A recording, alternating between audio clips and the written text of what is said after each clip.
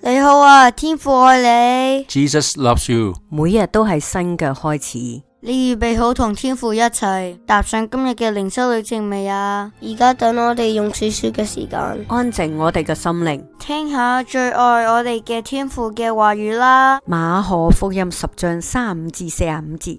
西比泰的兒子雅各、約翰進前來，對耶穌說：夫子，我們無論求你什麼，願你給我們做。耶穌說：要我給你們做什麼？他們說：賜我們在你的榮耀裏，一個坐在你右邊，一個坐在你左邊。耶穌說：你們不知道所求的是什麼。我所喝的杯，你們能喝嗎？我所受的洗，你們能受嗎？他們說：我們能。耶穌說：我所喝的杯，你們也要喝；我所受的洗，你們也要受。只是坐在我的左右，不是我可以賜的，乃是為誰預備的，就賜給誰。那10個門徒聽見，就惱怒雅各、約翰。耶穌叫他們來，對他們說：你們知道外邦人有尊為君王的治理他們，有大臣操權管束他們，只是在你們中間不是這樣。你們中間誰願為大，就必作你們的用人；在你們中間誰願為首，就必作眾人的僕人。因為人子來，並不是要受人的服侍，乃是要服侍人，並且要捨命作多人的贖價。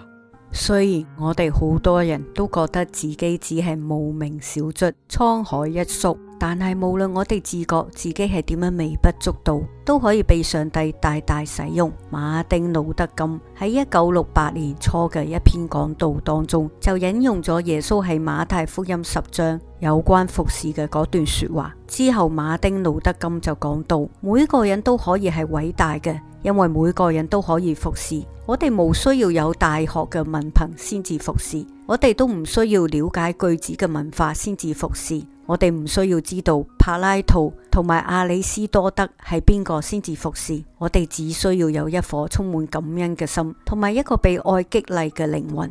當耶穌嘅門徒為邊個先至可以喺天堂裏面坐喺榮耀嘅位置上而爭吵嘅時候，喺馬可福音10章43到45節，耶穌話俾佢哋聽：你們中間誰願為大，就必作你們的用人；在你們中間誰願為首，就必做眾人嘅僕人。因為人子來，並不是要受人的服侍，乃是要服侍人，並且要捨命做多人的贖價。無論我哋係咪都持有同樣嘅睇法，無論我哋係咪樂意做嗰啲冇人留意嘅差事，無論我哋服侍嘅目的係咪討上帝喜悅多於贏得掌聲，如果我哋甘願為僕人服侍其他人，我哋嘅人生就會俾人睇到嗰位真正偉大嘅上帝。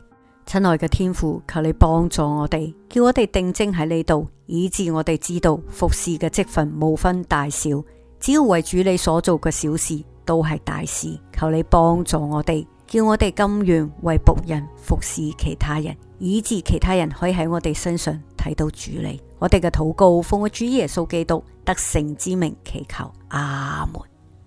詩歌螢火蟲。